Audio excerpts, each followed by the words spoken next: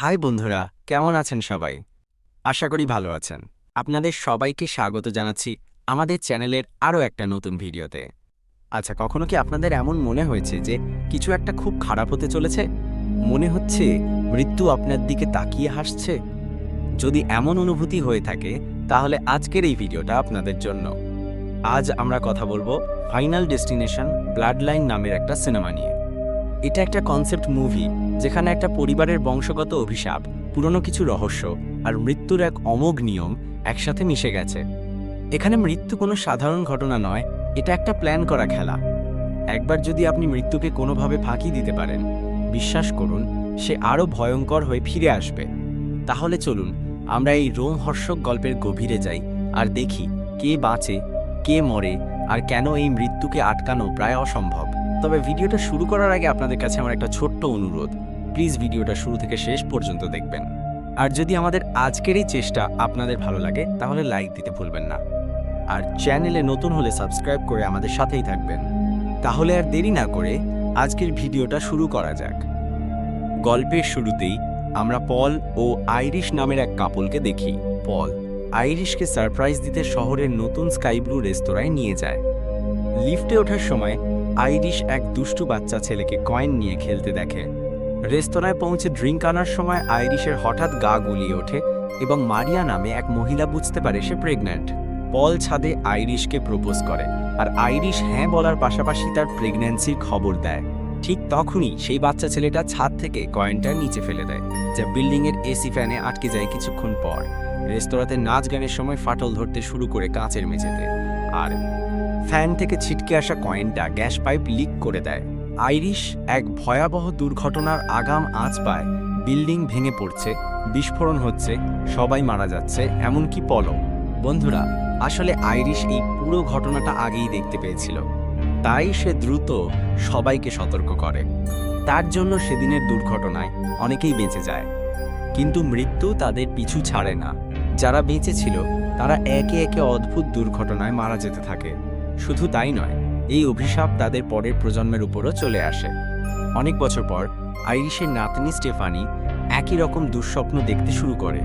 সে তার নানি আইরিশের কাছে গিয়ে জানতে পারে ভয়ঙ্কর সত্য, মৃত্যু তাদের পুরো বংশকে তাড়া করছে, কারণ তারা সেদিন বেঁচে গিয়েছিল।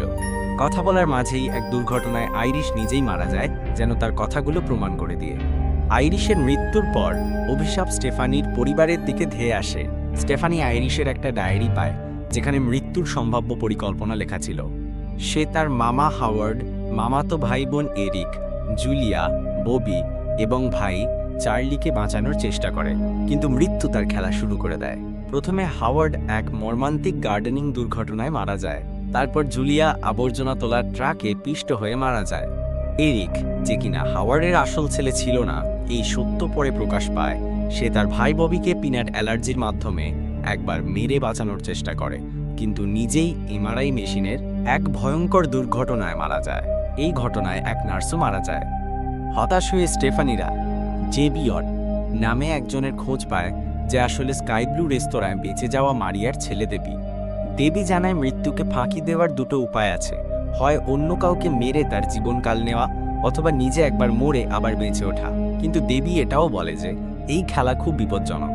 স্টেফানির মা ডার্লিং বুদ্ধি দেয় আইরিশের পুরনো বাড়িতে লুকিয়ে থাকার, কারণ আইরিশ সেখানেই এতদিন বেঁচে ছিল। কিন্তু সেখানে পৌঁছানোর পর এক ভয়াবহ বিস্ফোরণে ডার্লিন মারা যায়। স্টেফানি ভ্যান সহ পুকুরে ডুবে যায়, কিন্তু চার্লি তাকে সিপিআর দিয়ে বাঁচিয়ে তোলে। তারা ভাবে হয়তো এবার মৃত্যুকে ফাঁকি দিতে পেরেছে, কিন্তু না। কিছুদিন পর এক ডাক্তার জানায় স্টেফানি সেদিন ক্লিনিক্যালি মরেনি। ঠিক সেই মুহূর্তে সেই পুরনো কয়েনটার, যা এক বৃদ্ধা কুড়িয়ে পেয়েছিল, কারণে একটা ট্রেন লাইনচ্যুত হয়ে তাদের দিকে ছুটে আসে। স্টেফানি ও চার্লি দুজনেই সেই ভয়ঙ্কর ট্রেন দুর্ঘটনায় মারা যায়। প্রমাণ হয়ে যায় মৃত্যুকে ফাঁকি দেওয়া প্রায় অসম্ভব। আর এই বিভৎস মৃত্যুর ঘটনার সঙ্গেই মুভিটি এখানেই শেষ হয়ে যায়। রেখে যায় একরাশ আতঙ্ক আর একটাই প্রশ্ন, মৃত্যুকে কি সত্যিই ফাঁকি দেওয়া সম্ভব?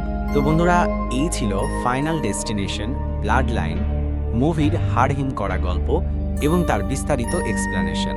আশা করছি আজকের এই ভিডিওটা আপনাদের ভালো লেগেছে এবং আপনারা পুরো গল্পটা পরিষ্কারভাবে বুঝতে পেরেছেন। যদি এই মুভির স্টোরি বা কোনো অংশ নিয়ে আপনাদের এখনও কোনো কনফিউশন বা প্রশ্ন থেকে থাকে তাহলে অবশ্যই নিচে কমেন্ট করে জানাতে ভুলবেন না। আমি যত দ্রুত সম্ভব আপনাদের সকল প্রশ্নের উত্তর দেওয়ার চেষ্টা করব। ভিডিওটা ভালো লেগে থাকলে প্লিজ ভিডিওটিকে একটি লাইক করুন, বেশি বেশি করে শেয়ার করে আপনার বন্ধুদেরও এই টানটান উত্তেজনার গল্পটি দেখার সুযোগ করে দিন। আর হ্যাঁ, যদি এখনও আমাদের চ্যানেলটি সাবস্ক্রাইব না করে থাকেন তাহলে এখনই সাবস্ক্রাইব করে পাশে থাকা বেল আইকনটি প্রেস করে দিন, যাতে আমাদের পরবর্তী কোনো ভিডিওর নোটিফিকেশন আপনার মিস না হয়। খুব শীঘ্রই দেখা হবে এমনই আরও ইন্টারেস্টিং কোনো মুভি বা সিরিজের এক্সপ্ল্যানেশন নিয়ে। ততদিন পর্যন্ত সবাই খুব ভালো থাকবেন, সুস্থ থাকবেন আর অবশ্যই আমাদের চ্যানেলের অন্যান্য ভিডিওগুলো দেখতে থাকবেন। ধন্যবাদ।